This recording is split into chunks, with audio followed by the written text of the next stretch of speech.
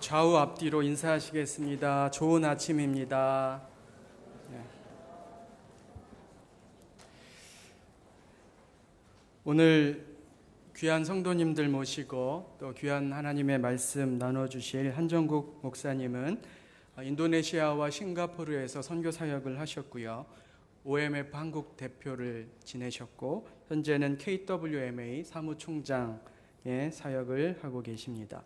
제 개인적으로는 제가 인도 선교사로 파송받을 때 저를 파송해 주셨던 목사님이십니다. 오늘 귀한 말씀 은혜 많이 받으시고요. 나오실 때 할렐루야로 환영해 주시면 감사하겠습니다. 할렐루야. 네, 여러분의 환영을 감사합니다. 제가 일하고 있는 한국세계선교협의회는 우리나라의 그 보수 진영, 진보 진영 할 것 없이 모든 선교 단체, 교단 선교부 또 전문 해외 파송 선교 단체, GP 선교회 이런 모든 단체들이 함께 모여서 연합회를 하고 있습니다.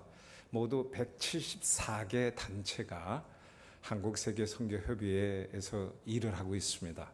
제가 거기서 사무총장 일을 통해서 섬기고 있는데 작년 말 현재 25,745명이 169국에서 일하고 있습니다. 이 숫자는 미국 다음으로 해외 파송 선교사가 많은 것 같지만 미국 교인 수와 교회 수와 한국 교회 교인 수를 비교해 보면 미국이 훨씬 많습니다. 그래서 거기에 비해서는 세계에서 가장 선교사를 많이 보낸 교회가 한국 교회라고 이 랄프 윈터 박사님이 소천하기 1년 전에 한국에 와서 하신 말씀이 있습니다. 저는 한국 선교에 대해서 이런 자부심이 있습니다. 그러나 이번 10.15 사건을 통해서 우리가 참 공고한 날에는 생각하라는 성경 말씀처럼 우리가 생각을 하게 되었습니다. 박근혜 대통령께서는 또한 우리 가운데 어떤 패습이 누적이 돼서 적폐가 있다. 그래서 저희 한국세계선교협의 총무단이 일주일 전에 한번 모여서 우리 한국 선교계의 적폐가 무엇이 있는가? 아마 그 중에 하나는 선교에 대한 오염 현상을 우리가 좀 지적을 했습니다. 우리가 선교사를 많이 보내는 것도 중요하지만 올바른 선교를 하는 것이 중요하다. 그럼 무엇이 올바른 선교냐? 성경에서 말하는 선교인데 오늘 본문에서 말하는 이 사도 바울은 직분이 선교사였습니다. 이 선교사는 선교지에서 어려운 일들을 많이 겪었습니다. 강의 위험과 강도의 위험, 배고프고 헐벗고 또 지새우는 어떤 여러 밤 속에서 힘든 나날이 많이 있었습니다. 아니 지금 감옥 안에서 이 빌립보서라고 하는 편지를 쓰고 있습니다. 그런데 이 마음속에 기쁨이 너무나 넘쳐나서 16번이라는 이 기쁨이라는 단어를 이 편지를 통해서 나타나는데 물론 이 기쁨은 그가 당했던 여러 가지 환난, 고난, 힘든 일을 삼키는 기쁨이 아니겠는가. 여자들이 처음 아기를 낳을 때 고통이 제일 심하다고 합니다. 제 아내도 그걸 옆에서 지켜보면서 정말 이놈이 잘 안 나오니까 잽시다 하고 의사가 얘기하는데 그래도 한번 자연분만을 계속 해보십시다. 의사가 그 질 입구를 갖다 칼을 째서라도 이 아이를 이 빨대처럼 이렇게 돼가지고 머리는 나오는데 안 나오니까 이 아이를 돌려서 빼는데 피가 낭자하게 흐르는 것을 보면서 여기 쉽지 않다. 그 고통, 여자의 고통은 그런 점에서 우리 남자들이 존경해야 된다라고 생각을 해봅니다. 그런데 이 아이를 낳고 나서 한 10분 후인가요? 간호사가 그 방에 한번 들어가 보라고 했습니다. 제가 방문을 열었을 때 자기 새끼를 이렇게 바라보는 한 여인의 그 환한 얼굴을 지금도 잊을 수가 없습니다. 그 10분 전의 고통은 어떤 의미에서 보면 그 환한 얼굴 속에 완전히 함몰된 것 같은 느낌이었습니다. 이것이 선교사가 말하는 진짜 기쁨의 세계가 아니겠는가? 오늘날 선교도 말이죠. 그리스도 이름을 부르는 곳에 자꾸 선교사가 많이 가니까 좀 더 그리스도 이름을 부르지 않는 곳으로 가자 그래서 선교 앞에 미전도 종족이 붙고 그 다음에 뭐 여러 가지 앞에 전방 개척 선교고 이게 자꾸 붙어요. 이것은 마치 참기름에 가짜가 자꾸 나타나니까 진짜 참기름 팝니다가 나오고 또 어디에서는 순 진짜 참기름을 판다는 얘기도 나오는 것처럼 오늘날 여러분이 선교를 생각할 때 이게 눈에 보이지 않죠. 선교라고 하는 것이 추상적인 개념입니다. 하나님이 눈에 보이지 않죠. 그러나 우리가 하나님 아버지라고 부르는데 그 아버지라는 명칭을 통해서 하나님이 눈에 보이는 어버이를 우리에게 허락하신 거 아니겠습니까? 눈에 보이는 어버이의 사랑을 통해서 우리는 눈에 보이지 않는 하나님 아버지의 사랑을 상상하게끔 합니다. 그러나 이번에 이석준 선장을 통해서 비춰진 그 어버이의 모습은 우리의 일그러진 모습일 수 있습니다. 그래서 금년에 맞는 5월 8일의 어버이날은 한국에서 상당히 참 좀 분위기가 무겁게 하루를 보냈습니다. 전 어젯밤에 왔습니다.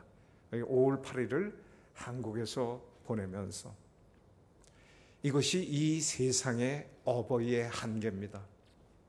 그러나 성경은 부족하지만 이 어버이의 사랑을 통해서 하나님의 사랑을 상상하게끔 합니다. 여러분, 우리 모두에게 하나님께서 전도의 사명을 주셨습니다. 전도라는 것은 눈에 보이지 않죠. 그러나 전도사라고 하는 눈에 보이는 그 사람을 통해서 눈에 보이지 않는 전도의 사명을 일깨우는 것이 교회의 가르침입니다. 선교도 마찬가지죠. 여러분, 전도를 전도사님에게 맡긴 교회가 있습니까? 없습니다. 따라서 선교를 선교사님에게 맡기지 않아야 됩니다. 근데 오늘날 한국 선교의 적표 중에 하나는 뭐냐면 선교를 너무나 선교사들이 독점하고 또 교회는 선교사들에게 맡기고 있다는 것입니다. 또 선교사들은 자신들이 하는 어떤 일을 좀 더 폼나게 하기 위해서 단기팀이 오면 너무나 이 정글에 뺑뺑 돌립니다. 한 번은 저기 전라남도 목포에 DTS 19명 팀이 인도네시아에 왔습니다. 제 후배랑 제가 이제 동역을 할 때 일인데 이 단기팀이 정글을 갖다 일주일 동안 다니면서 고생을 너무나 했던 것 같습니다. 그래서 선교 그러면 너무나 끔찍할 정도로 돼 있어서 제가 거의 단기팀 마치고 돌아와서 그들을 보게 되었습니다. 그래서 그 캡틴 되는 자매가 저를 가슴에 안고 얼만큼 우는지 너무나 힘들었던 것 같습니다. 그래서 내가 물었습니다. 19명에게 인도네시아 선교사로 올 사람 했더니 한 명도 안 되는 것이. 나중에 그를 지도했던 선교사를 제가 몰래 이렇게 불러다가 이런 얘기를 했습니다. 야, 평소에 너희들도 잘 안 들어가는 정글 왜 단기팀만 오면 정글에 뺑뺑 돌리냐. 제가 그 단기팀들이 돌아가는 토요일 날 새벽에 일찍 일어나서 여러분 반동 시내가 내다보이는 어떤 큰 언덕이 있습니다. 거기에 아이를 데리고 가서 여러분 어느 도시나 이렇게 멀리서 보면 아름다운 점이 있습니다만 정말 서부자바 반동은 정말 아름다운 땅입니다. 기름진 땅이기 때문에 제가 비료 주는 것을 지난 30년 동안 본 적이 없고 그 다음에 거의 이렇게 뭐 제초 작업도 거의 하지 않습니다. 탁하면 얼만큼 비가 스콜처럼 매일 내리고 얼만큼 이 태양빛이 적은지 너무 잘 자랍니다. 흙을 만져보라고 했습니다. 아이들이 흙을 만져보. 인도네시아 사람들이 게으르지 않다. 왜냐하면 첫 기도, 새벽 기도 저기 모스크에서 끝나고 나서 끝나면 5시쯤 맞춥니다. 그럼 새벽 5시 그들이 밭에 나가서 일을 합니다. 인도네시아 게으르지 않다는 새로운 어떤 시각을 보여주고 언덕에 올라가서 반동을 보면 참 멋있습니다. 여기저기 불이 들어오고 굴뚝에서 모락모락 연기 나는데 저 반동을 향해서 다 같이 손을 들고 기도하는데 다 하면서 울면서 기도하는데 제 옆에 그 캡틴 자매가 이렇게 아름답고 멋있는 것을 진작 보여주시 약간 그런 얘기를 하는 것을 저에게 좀 얘기한 바 있습니다. 여러분, 세상에서 말하는 선교도 이런 한계가 있습니다. 세상의 어버이의 어떤 사랑의 표현에도 한계가 있을지라도 그러나 우리가 어떤 긍정적인 모습을 봤으면 좋겠어요. 오늘 성경 본문에서는 선교에 대해서 선교는 조그만 나눔을 통해서 기뻐할 수 있다는 것을 가르쳐주고 있습니다. 사도 바울은 빌립보 교회를 개척한 장본인이에요. 9년이라는 세월이 흘렀습니다. 그 교회를 개척하고 후배들에게 맡기고 그리고 바울은 여기저기 선교지를 돌아서 이제는 로마의 지하 감옥에 어떤 정치범으로 갇혀있는 상태였습니다. 에바브로디도 집사를 통해서 빌립보 성도들이 정말 위로하기 위해서 에바브로디도 집사를 보냈습니다. 여러분, 에바브로디도 집사를 사도 바울이 미온에 처해서 정말 부둥켜 안고 너무나 감사했습니다. 그때 에바브로디도 지사 편에 조그만 선물을 갖고 왔던 것 같습니다. 이 감사의 마음을 표현하기 위해서 빌립보 돌아가는 에바브로디도 집사 편에 이 편지를 쓰게 되었고 편지 말미에 내가 주 안에서 크게 기뻐하는데 여러분이 아직도 나를 기억하기 때문에 내가 기뻐합니다라는 이 표현을 쓰고 있습니다.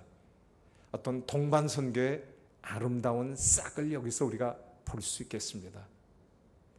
여러분, 이 KL 열린교회는 정말 선교의 열린교회라고 우리도 알고 있고 세계에 소문난 한인교회입니다.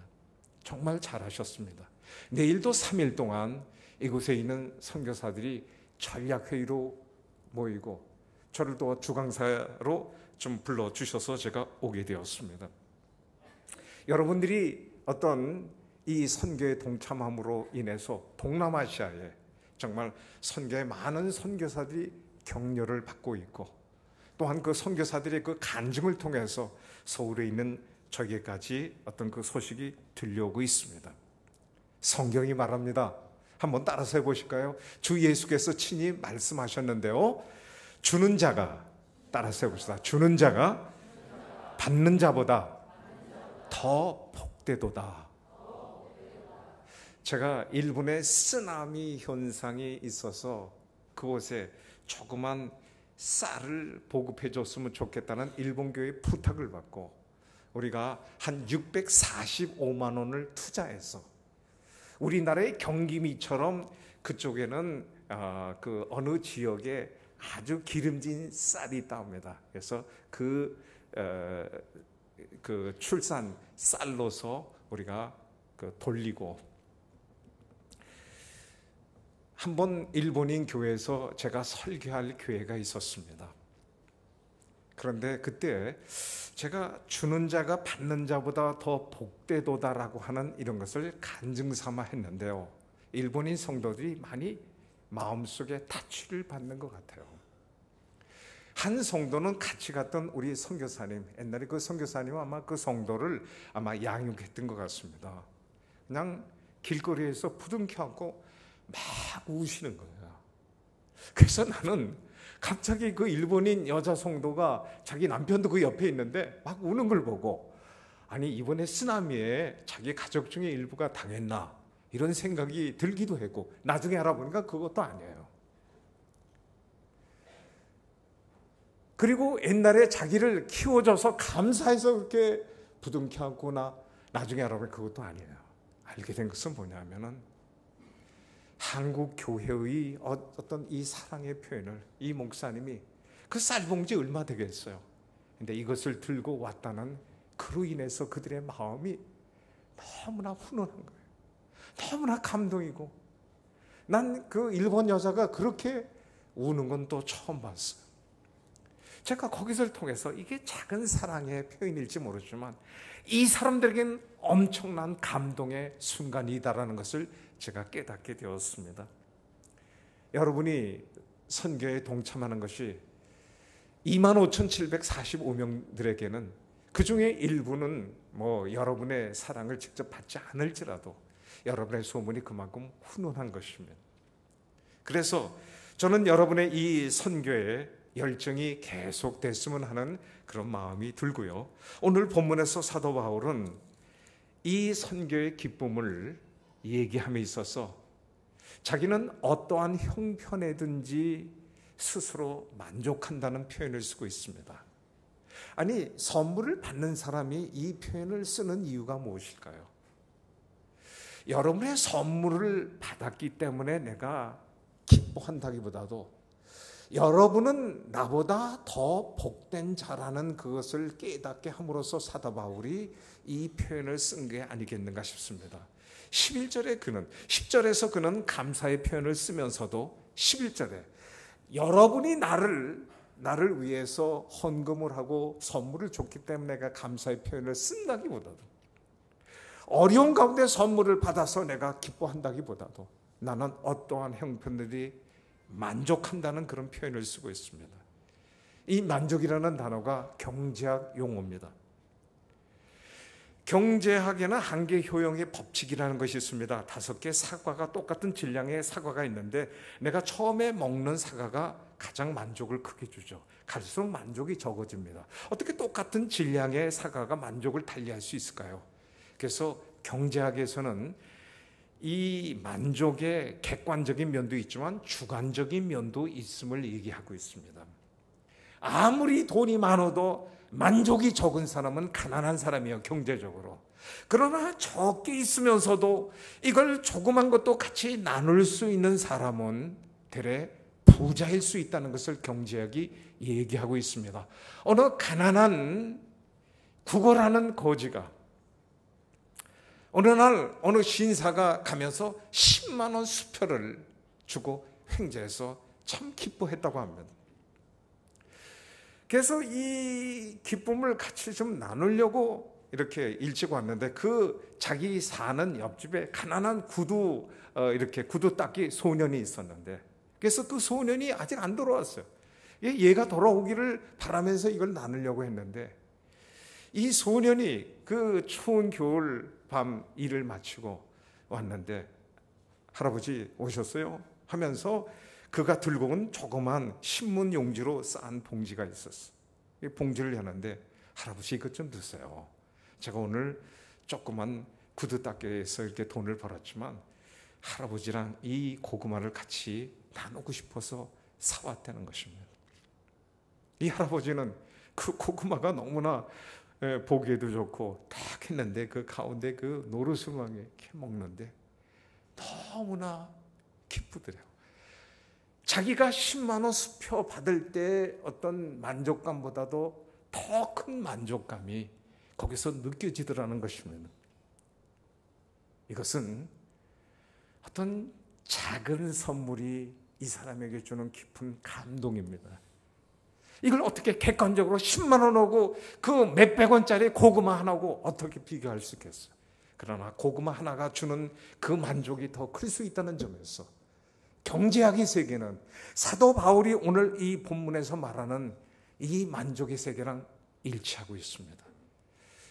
저는 인도네시아에서 선교사 비자를 받지 못해서 30년 전에, 그래서 제가 대학원에서 좀 학위를 받은 것이 있습니다. 서울대 대학원에서 국제경영학 석사가 있는데 그것이 도움이 돼가지고 제가 인도네시아에서 경제발전론과 국제경제학을 가르치는 교수가 되었습니다.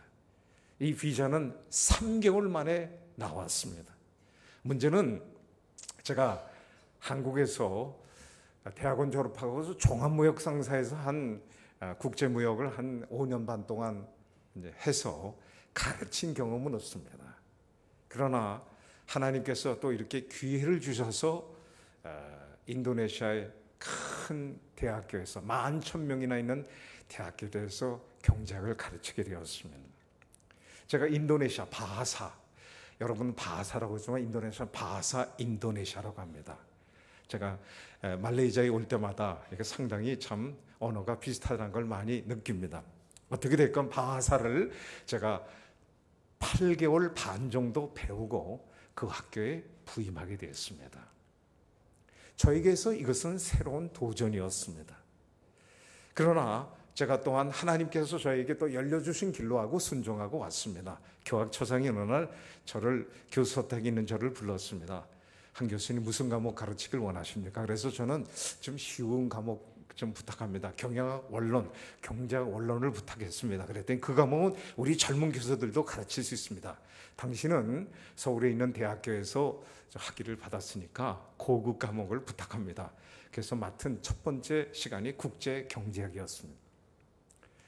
여러분, 처음에 3, 4학년 필수 과목 4학년 대상으로 이 과목에 들어가는데 저는 상당히 쫄았습니다. 그렇지 않겠습니까? 바사 8개월 반을 배우고 나서 어려운 국제경제학을 가르치는 게 이게 말이 됩니까? 그래도 저는 하나님께서 오늘 본문에서 말한 바로 이 어떠한 형편에든지 나에게 그분이 도움을 주시지 않겠는가 기대감을 갖고 아이들 앞에 섰습니다. 인도네시아 얼마큼 덥습니까? 4대의 선풍기가 천장에 돌아가지만 저는 정말 그 1시간 반 동안 3시간 연속 강의인데 1시간 반 동안 땀을 뻘뻘 흘리면서 강의를 했습니다. 그리고 나서 궁금했습니다. 아이들이 내 강의를 잘 이해할까? 질문했습니다. 아다프르타니안 했더니 놀랍게도 질문이 없었습니다. 여러분, 질문이 없었을 때 내 마음속에 즉각적으로 드는 순간이 하나님께서 나를 도우시는구나. 옛날 사자굴의 다니엘에 하나님께서 사자들의 입을 봉하시더니 우리 아이들의 입을 봉하시는가 하는 생각이 들었습니다. 3주 동안 질문이 없었을 때 제 마음속에 확신이 들었습니다. 뭔가 내 인도네시아어가 어눌하고 국제경제학 실력 10몇 년 전에 배운 구분어 박사에게 배운 이것이 다 녹슬었지만 아이들이 좀 이해를 하는 것 같다는 생각이 들었습니다. 3주 지나 어느 오후 강의를 마치고 제가 나가려는데 한 학생이 저기 찾아왔어요. 질문이 있어서 왔냐 그랬더니 아니, 드릴 말씀이 있다고 그래요.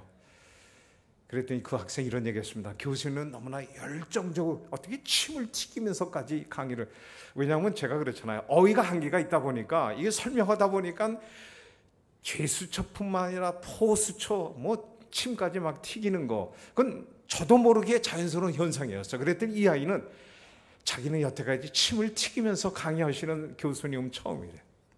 너무나 열정적으로 강의해 주시는 것이 감동적이었습니다. 두 번째는 제가 실력이 없는 교수들이 책을 많이 또 갖고 다니지 않습니까? 이걸 쌓아놓고 강의를 하다 보니까 교수님은 정말 준비를 많이 하시는 것 같아서 이것도 저에게 상당히 새롭습니다. 그런데 솔직한 말씀을 드려서 무슨 말을 하는지 제가 알아들을 수가 없겠습니다. 얘기했습니다. 사람이 이렇게 착각하며 살아가고 있습니다. 선교의 세계는 그렇습니다.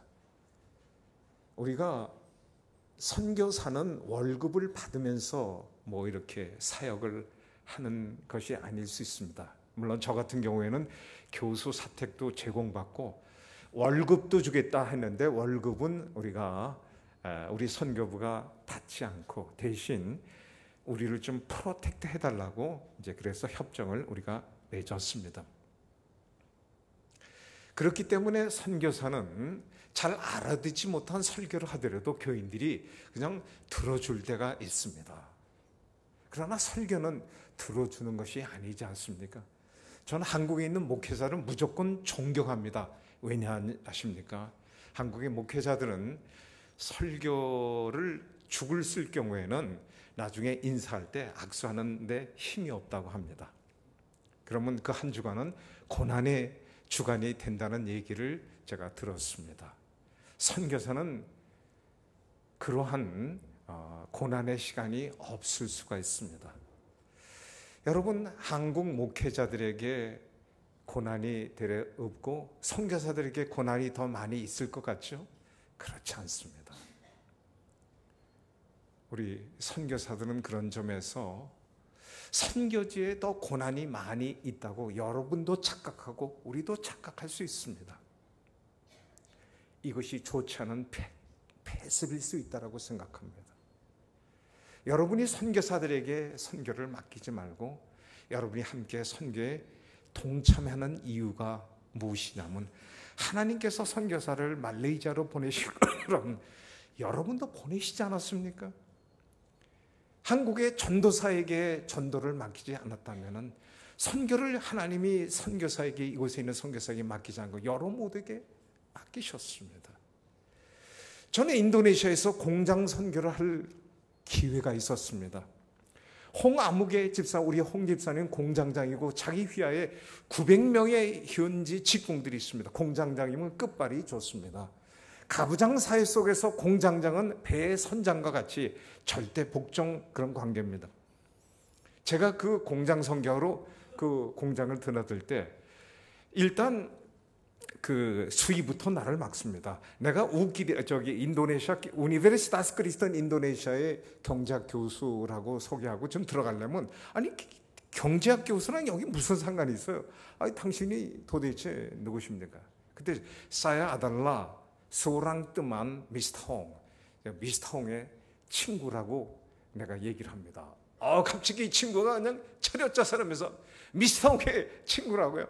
제가 안내하겠습니다 해가지고 공장장실로 인도하는 거예요. 누가 더 셉니까? 홍 공장장이 셉니까? 이 한 선교사가 셉니까? 공장 안에서는 홍 공장장이 너무나 영향력이 큰 사람입니다. 영향력이 없는 이 한 선교사가 공장 선교를 얼마큼 효과적으로 할 수 있겠어요? 근데 우리 홍 집사님은 선교는 선교사님이 하셔야죠, 이런 생각을 하고 있다는 것입니다. 그렇지 않습니다, 여러분. 그래서 결국 제가 홍 집사님과 그곳에 있는 기술자들 훈련을 시켜서 그분들이 지금 홍 장로님이 되셨는데요, 인도네시아에서 평신도, 그분이 따로 파송을 받지는 않았지만 열심히 하신다는 소식을 가끔 듣습니다. 그런 점에서 선교는 모든 사람이 하는 것입니다. 저는 인도네시아에서 이러한 여러 사람들이 참여하는 이 선교 효과를 경험을 합니다. 어떻게 경험을 하냐면은, 역시 선교사는 선교지에서 많은 특권이 있는 것 같습니다. 예수님을 우리가 서울에서도 만나 뵙고 서울에서도 섬겼습니다. 근데 선교지에서 만난 예수님은 더 크게 느껴집니다. 더 능력이 많이 있으신 것처럼 느껴집니다. 한 번은 이런 일이 있었습니다. 우리 학장님이 저를 찾는다는, 옛날에 우리 인도네시아에서는 뭐 삐삐 그런 것도 없어가지고 그냥 메모가 여기저기 꽂혀 있으면 학장실로 제가 뛰어갑니다. 그랬더니 우리 또빙 학장님이 이런 얘기를 하시는 거예요. 우리가 며칠 전에 운동회를 하지 않았습니까? 근데 교수들, 몇몇 교수들이 또 어디에 몰려가서 끝나거나 회식인다 하셔가지고 교수 하나가 식중독에 걸렸는데, 이분이 병원에 입원이 돼가지고 벌써 사경을 헤맨 지 3일이 지났다는 거예요. 근데 의사가 사망 선고를 내렸다는 것입니다. 당신은 목사니까. 인도네시아 기독교인들은 목사들은 뭔가 영험이 좀 있다라고 이렇게 생각하는 경향이 있어요. 뭐 사실이건 사실이 아니건 하여간, 그래서 그분이 마지막에 당신이 시체실로 옮긴다고 하니까 마지막에 기도해달라고 밖에 차를 준비해놨다고 그래요. 그리고 나서 동료교수도 함께 따라 나서겠다고 이제 나섰는데 저는 좀 난처했어요. 제가 이 병 고치는 은사를 받은 적이 없거든요. 옛날 저는 병 고치는 은사를 받기 위해서 한월산에 올라가서 쇠리 기도하고요, 또 오산리 금식 기도원에서 금식도 하고 그랬어요. 근데 그때도 하나님이 안 주시더라고요. 근데 선교지에 와서 가끔 하나님이 짓고 주신 것 같아. 나를 막 코너로 몰아가는 것 같아.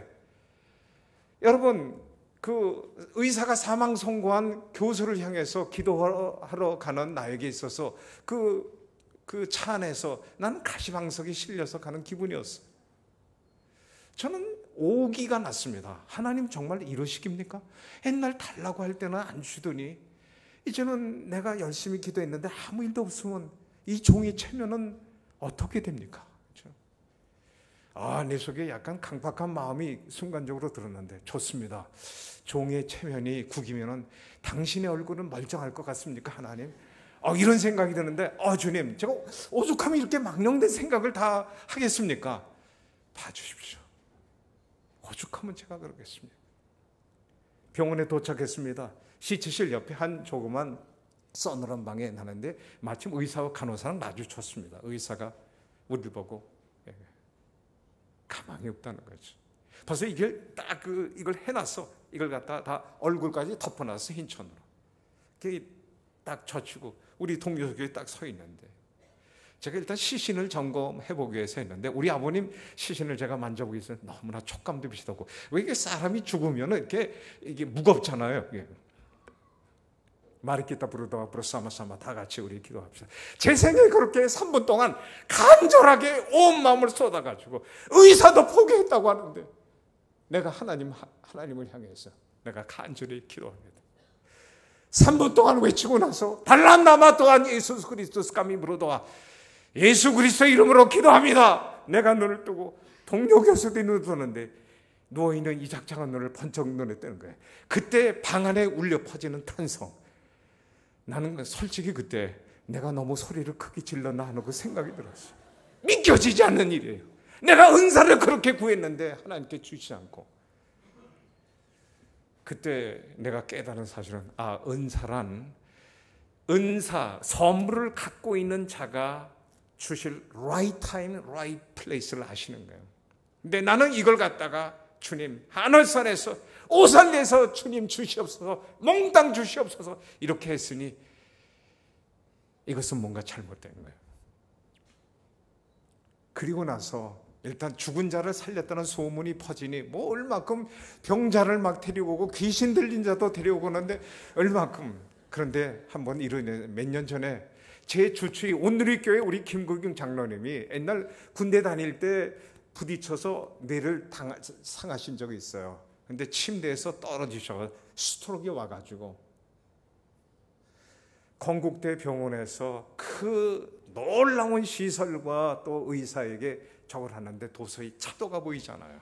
맨 처음엔 연세대로 가서 건국대로 와서 이렇게 했는데 도저히 내가 면회를 2번째 갔을 때 이분이 김 장로님이 그러시더라고요. 한 목사님 옛날 죽은 동료 교사를 살리셨던 그 능력으로 저를 한번 기도해 주세요. 근데 그때 순간에 내가 아직 의사도 포기하지 않고 이 놀라운 의료시설이 있는데 정말 그 말씀은 저에게 깊은 도전이 되었어요. 거기서 저는 이 의사도 아직 포기도 하지 않고 지금 치료를 잘 받고 계신데 제가 기도는 하겠습니다만 제 마음속에 어떤 갈등이 일어나는 거예요. 그래도 기도했습니다. 간절히 기도했어요. 김 장로님이 벌떡 일어나시지 않으셨습니다. 저는 지금도 이해할 수 없어요. 나중에 이것이 깊어지고 나중에 내가 이렇게 김 장로님 어떻게 주치의가 이렇게 누워 계시니까 내가 아플 수 없잖아요. 빨리 일어나세요. 제가 막 항의도 했어.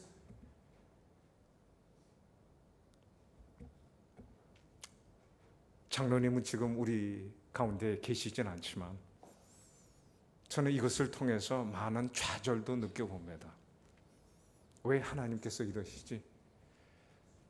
이렇게 잘 나가는 한국교회가 요즘에 여러 가지 어려움에 휩싸이고 그리고 이번에 세월호의 구원파는 사실 사입이긴 하지만 그러나 그 사람도 예수 그리스도 이름을 부르는 왜 예수 그리스도 이름을 부르는 사람들이 이렇게 하지? 그러면서 나는 이준석을 향해서 손깍질하면서도 내 자신이 너무나 부끄러운 거야. 마치 내가 탈출하는 그 사람의 어떤 이미지에 클로즈업 돼가지고 하나님 앞에 너무나 부끄러운 내 자신을 다시 한번 살펴보게 되었습니다. 그런데 오늘 사도 바울은 어떻게 얘기하고 있습니까?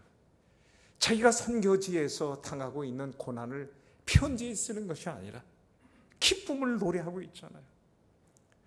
물론 그러한 것을 고린도에 보내는 편지를 통해서 나는 강의 위험과 있고 강도의 위험이 있고 헐벗고 굶주리고 힘든 일이 있었다는 것을 그가 표현을 합니다. 그러나 그것 위에 우리 하나님께서 주시는 놀라운 평안이 있으니 주 예수께서 제자들에게 가르치신 바 곧 평안을 끼쳐노니 나의 평안을 너에게 주노라. 내가 주는 평안은 세상이 주는 평안과 같지 아니하니라. 세상이 주는 평안의 특징, 배부를 때 감사하고 형통할 때 기뻐하고, 배 고플 때 얼굴을 찡그리고 배가 형통하지 못할 때 슬퍼하는 것인데, 예수의 주는 평안의 특징은 그것이 아니라는 거예요. 배부를 때뿐만 아니라 배가 고플지라도, 형통할 때뿐만 아니라 공고한 날에도 아직 감사와 그 마음속에 주를 향한 기쁨의 노래가 있다는 것이죠. 이 세상이 어떤 의미에서 선교가 아무리 퇴색될지라도 주 예수께서 말한 선교, 자기 자신을 이렇게 표현했어요. 아버지께서 나를 선교자로 이 세상에 보내신 것처럼 나도 너희를 이 세상에 선교자로 보내노라. 나는 너희를 위해서 십자가에 목숨을 바쳐서라도 너희를 구원하길 원한다는 것이 예수 그리스도의 사명이에요. 이 아들 예수는 그의 아버지 하나님을 향해서 겟세마네 동산에서 어떻게 기도하나요? 우리는 여기서 예수 그리스도의 인성을 보아야만 됩니다. 아버지 할 수 있거든 이 잔을 내 앞에서 옮겨 달라고 얘기하고 있지 않습니까? 이것도 한 번이 아니라 3번 간절히 기도하셨습니다. 그 아버지가 어떻게 반응을 보입니까? 이게 삼위일체 하나님의 큰 비밀이요, 또 우리를 향한 계시라고 생각합니다. 여러분, 3번째 그 아들이 아버지를 향해서 기도할 때 얼마큼 그 마음이 간절하고 온 육신이 고통스러웠던지, 이 세포의 그 모세혈관이 터져서 피부로 피가 배어나오게끔 표현되어 있지 않습니까? 우리의 눈을 지으신 하나님께서 하늘의 보좌에서 자기 아들의 이마에 흐르는 핏자국을 보지 않았겠습니까? 그래도 침묵을 하셨습니다. 그래서 이 아들은 아버지의 뜻을 실천하기로 하고, 그렇게 그를 환영하던 사람들의 기대를 뿌리치고 골고다로 향해 가지 않습니까? 이것이 정말 아버지와 아들, 한 아버지와 아들, 하나님과 예수의 이 관계를 통해서 우리에게 보여주는 그 사랑의 표현입니다. 우리가 아직 죄인 됐을 때 그리스도께서 우리를 위해서 죽으심으로 하나님께서 우리에게 대한 그분의 사랑을 확실히 증거하셨다고 성경은 얘기하고 있습니다. 우리 선교사들에게 가장 큰 아픔이 있다면 자녀 교육의 아픔인 것 같습니다. 지금이야 선교사 자녀학교도 많이 있고, 또 한국의 대학교도 선교사 자녀들을 상당히 우호적으로 받아들이는 입장입니다. 그러나 30년 전 제가 싱가포르에 도착해서 인도네시아로 가기 전에 오리엔테이션 코스를 받고 있는 중에 제 아들 신남이 만 6살, 7살이 돼가는 이 아이를 이제는 학교에 보냈어야만 됐습니다. 우리 OMS 국제선교부는 홋카이도에 치프스쿨 하나 초등학교가 있고, 여기 말레이시아 카메론 하일로인데 한 학교가 있었습니다. 그래서 저희 인도네시아는 이 말레이시아가 가까우니까 그곳에 아이를 보냈어야만 됐습니다. 싱가포르에서 떠날 때 지 엄마랑 헤어지기를 힘들어하고 지 동생과 헤어지기를 싫어하는 이 녀석을 울고 하는데, 기차에 오르면서도 연신 지 엄마 쪽을 바라보고, 어떻게 조그만 애가 그렇게 딸기똥 같은 눈물을 그렇게 많이 흘리는지 제가 그 애에게 물었습니다. 왜 울어? 엄마가 보고 싶어서 온대. 야 임마, 너만 엄마가 있어? 나에게도 엄마가 있어. 나는 4년 후에나 엄마를 볼 수 있는데 너는 4개월 후면은 방학 때 다시 볼 수 있지 않냐. 사실 우리는 카메론 하일랜드에서, 저는 저기 그 서울을 향해서, 제 아들 신남이는 싱가포르 오리엔테이션 코스를 받고 있는 그쪽을 향해서 우리가 어머니 외치고 내 아들 오면 엄마 하면서 우리가 울었던 적이 있어. 아무리 외쳐도 어머니는 우리 마음에 깊은 감동인 것 같아요. 지금은 어머니가 먼저 가셔가지고 저는 장모님께 아주 잘하고 있습니다. 우리 장모님이 배추잎을 좋아하십니다.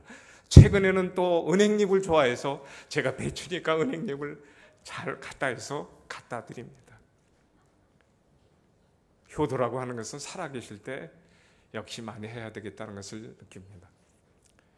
제 아이놈이 한국을 떠날 때 이산가족 생방송, 그것이 이 아이에게 큰 트라우마가 됐던 것 같습니다. 누가 이 사람을 아십니까? 어느 50세 된, 아니 그 50세 한 40대 50대 된 한 아저씨가 어머니를 찾는 거야. 여기 우리 어머니의 사진이 있습니다.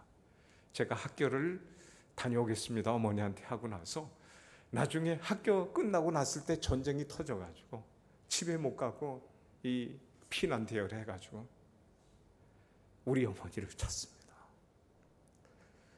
제 아들 놈이 이걸 보고 이렇게 헤어진다는 것이 상당히 힘들다는 것을 아마 느낀 것 같아요. 그래서 그 학교에서 다닐 때도 참 쉽지 않았던 것이 기숙사 학교였습니다. 60명의 아이들이 동남아에서 일하는 26개국에서 온 선교사들이 자녀들이 함께 공부하는 곳입니다. 한국 학생으로 한신남이가 처음이었습니다. 제가 그 아이에게, 영어도 모르는 그 아이에게 첫 번째 가르친 단어가 무엇인지 아십니까? 신남아, 이 단어는 중요한 단어야. 너 공부하다가 쉬 마리고 싶은 선생님 앞에 가서 토일렛이라고 얘기해. 사실입니다. 그 아이를 떨어뜨리고 내려가는 저의 심정이 어떠하겠습니까? 하나님, 꼭 우리가 이렇게 헤어져가면서 섬겨야 되겠습니까? 제가 따져 물었습니다. 하일랜드에서 노란 버스 안에서 그러니까 그 하나님이 나에게 이렇게 얘기하시다. 야 임마, 너만 아들이 있어? 나에게도 아들이 있었어. 2000년 전에 나도 아들을, 너는 좋은 선교사 자녀에게 이렇게 떨어뜨려 놓고 하는데 이렇게 말이 많은데 나는 죄악이 관영한 곳에 내 아들을 보냈어. 그리고 너는 좋은 위생시설이 있는 병원에서 네 자녀를 낳지, 신남이를 낳지. 내 아들은 마곡간에서 태어났어. 30년 동안 목수의 가정에서 자잘하지. 드디어 공생을 시작한 갈릴리에서 그는 기적의 사나이. 수많은 사람들이 네 아들 보고 막 기뻐하고 따르고, 눈먼 자를 뜨게 하지 않나, 손 마른 자를 고치지 않나, 심지어 죽은 나사로를 살릴 때는 사람들에게 얼마큼 격정적인 분위기에서 왕으로 모시고자 예루살렘 입성하는데 나귀를 타고 난 하늘에서 봤지. 손에 종려가문을 들고 다윗의 자손 예수여, 당신이 정말 오셨습니다. 그런데 내 아들은 겟세마네 동산에서 나에게 3번 기도. 결국 골고다라고 향해 갔을 때 그 수많은 사람이 종려가문 가지를 팽개치고 내 아들을 향해서 소리치지 않아. 저자를 죽이라고.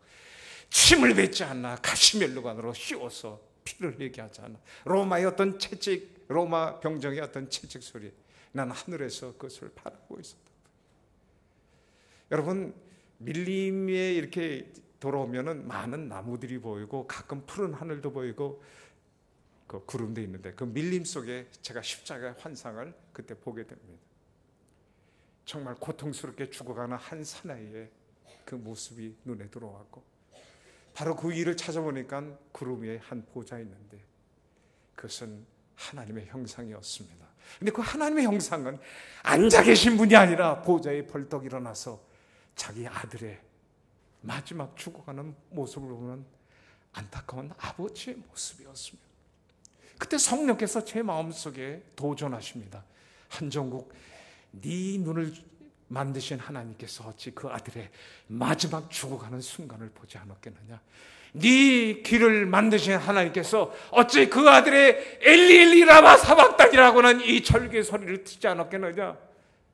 너의 마음을 조성하신 하나님께서 어찌 그 아들의 마지막 처자롭게 죽어가는 모습을 보고 어찌 연민의 정이 없었겠느냐? 여러분, 저는 그 버스 안에서 깊은 감동에, 저는 그것이 나중에 성경의 어떤 초대교회의 어떤 진동했다라고 하는 그것으로 뿐이 설명이 될 수 없는 그 경험을 했습니다. 그때 제 마음속에서 나왔던 솔직한 고백, 오 하나님, 이 나를 그렇게까지 사랑하셨다는 말이에요. 하나뿐이 없는 아들을 십자가에 내어주시기까지 이렇게 나를 사랑하셨다는 말입니까? 라고 하는 이것이 저의 고백이었고, 저는 사랑하는 여러분에게 이 시간 도전하고 싶습니다. 여러분, 이 세상에 여러분이 구하는 것이 무엇입니까? 성공입니까? 여러분의 자녀가 잘 되는 것이면 여러분이 무병장수하는 것입니다. 이런 것은 그 하나님의, 여러분을 사랑하신 하나님이 볼 때 그 아들보다도 훨씬 가볍고 경한 것일 것입니다.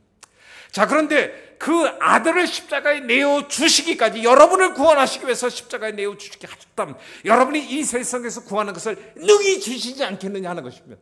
이것이 사도 바울이 오늘 본문에서 경험한 예수 그리스도를 통한 아버지의 사랑이었습니다. 사도 바울의 신학은 예수의 십자가 신학이고 부활의 신학입니다. 이것을 그의 삶에 적용한 것이 고난과 함께는 기쁨이요, 그런 선교제의 어려운 일을 당할 때마다 예수 그리스도의 십자가를 묵상했고, 심지어 그리스도의 남은 고난을 내가 채우고 있구나라는 표현을 쓰고 있습니다. 신비적인 표현입니다. 우리가 세례를 지난다, 우리가 침례를 한다 할 때는 물속에 지냄마다 예수 그리스도께서 우리를 죽으신 것처럼 내가 그리스도와 함께 죽는다는 것을 상징하는 것입니다. 우리가 고난을 당할 때마다, 눈에 보이는 이 고난을 당할 때마다 눈에 보이지 않았던 예수 그리스도의 십자가랑 연합을 시켜서 내가 예수 그리스도의 십자가를 나의 것으로 삼는 것입니다. 그리고 사흘 후에 부활의 권능에 여러분이 참여하는 것입니다. 십자가 없이 부활이 없고, 부활의 권능이 없이 십자가는 공허한 것입니다. 그런 점에서 사도 바울은 기독교의 교회를 예수의 십자가와 부활에 든든히 세웠을 뿐만 아니라 이것을 그의 삶 속에 적용했으니, 이것이 뭐냐면 자기 삶 속에 일어난 여러 가지 고난을 정말 예수 그리스도의 부활의 권능과 함께 누리는 기쁨, 가장 큰 승리가 여러분 죽음에 대한 도전이 아니겠습니까? 사망은 네가 쏘는 것이 어디냐, 이 부활의 권능으로 그가 얘기하고 있지 않습니까? 4장 13절에 내게 능력 주시나, 자기는 모든 것을 할 수 있대요. 그렇죠? 이건 놀라운 선언입니다. 이건 놀라운 확신입니다. 놀라운 정말 그의 간증이기도 합니다. 이걸 어떻게 할 수 있었느냐고요. 자기 아들을 아끼지 아니하시고 우리 모든 사람을 내어주신 그 하나님의 사랑에서 그 해법을 찾은 것입니다. 그런데 사도 바울은 이것을 자기만 간직한 것이 아니라 14절에서 사랑하는 빌립보 성도 여러분, 여러분은 나의 괴로움에 참여하셨습니다. 내가 어려울 때 여러분은 기도해서 나의 선교에 참여해 주셨습니다. 내가 이 감옥에 갇혔을 때 에바브로디도 집사를 통해서 여러분의 사랑의 선물을 보내주셔서 나를 감동케 하고, 내가 이래서 기뻐하고 내가 힘이 솟습니다. 여러분 나의 괴로움에 동참했습니다. 따라서 여러분은 나의 이 만족에, 나의 기쁨에, 나의 이 어떤 승리의 확신에 참여해야 됩니다. 그래서 빌립보서 4장 4절에서도 여러분은 기뻐하셔야 됩니다. 다시 말하노니 기뻐하세요, 기뻐하세요 라고 명령 형태로 얘기하고 있는 것입니다. 오늘 메시지의 결론을 이렇게 맺어봅니다. 선교는 동역입니다. 눈에 보이는 선교사와 여러분이 동역함으로 눈에 보이지 않는 하나님과 여러분이 선교에 동역을 하는 것입니다.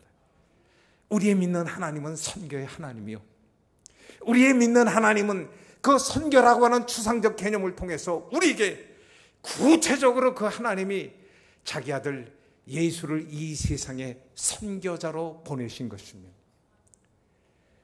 우리 신앙의 핵심인 예수 그리스도, 그분은 선교자입니다. 아버지께서 그를 이 세상에 보내신 선교자입니다. 우리는 또 이 말레이시아에 보냄받은 선교자들인 것입니다. 따라서 여러분들이 전도하듯이 여러분의 이웃들에게 바사로, 그 다음에 잉글리시로, 콩글리시로 우리가 같이 나눌 수 있다면 이것이 자연스러운 선교가 아니겠는가. 이것을 통해서 다시 한번 어버이의 사랑을 통해서 하나님의 사랑을 경험하는 것처럼 여러분이 선교에 동참으로서 선교의 하나님의 위대한 이 하나님을 체험할 수 있는 여러분이 되시길 주 예수 이름으로 축원합니다. 그리고 예수께서 친히 가르치신 바 주는 자가 받는 자보다 더 복되다라는 것을 날마다 실천하신 여러분이 되시길 주 이름으로 바랍니다. 마지막으로 사도 바울은 이 선교의 행위를 통해서 어떤 부정적인 것보다는 좀 더 긍정적인 방향으로, 십자가의 고통이 컸지만은 부활의 그 승리가 너무 컸기 때문에 그는 십자가의 고통을 삼킬 수 있을 정도로 포용했다라고 하는 이 아버지의 사랑의 방법을 그의 삶 속에서 적용하기로 한 것입니다. 따라서 이번 세월호 사건을 통해서도 우리가 좌절과 또 절망에 계속 머물 것이 아니라 이것을 통해서 다시 한번 우리가 한국교회가 좀 승화 발전할 수 있는 그런 길로 나갈 수 있기를 간곡히 원합니다. 기도하십시다. 하나님 감사합니다. 우리 하나님께서 이렇게 귀한 KL 열린교회를 허락해 주심을 감사하고, 이 교회를 통해서 선교의 확장이 계속되고 있음을 인해서 참으로 감사합니다. 많은 주의 일꾼들이 이 교회를 통해서 격려를 받고 선교의 동역을 하게 하심을 감사합니다. 이제는 이 교회가 선교하는 교회로서 하나님의 축복을 더 구체적으로 누리며 또한 그것을 찾고 실천하는 그런 교회가 되게 하여 주시옵소서. 예수 그리스도의 이름으로 축복하고 기도합니다. 아멘.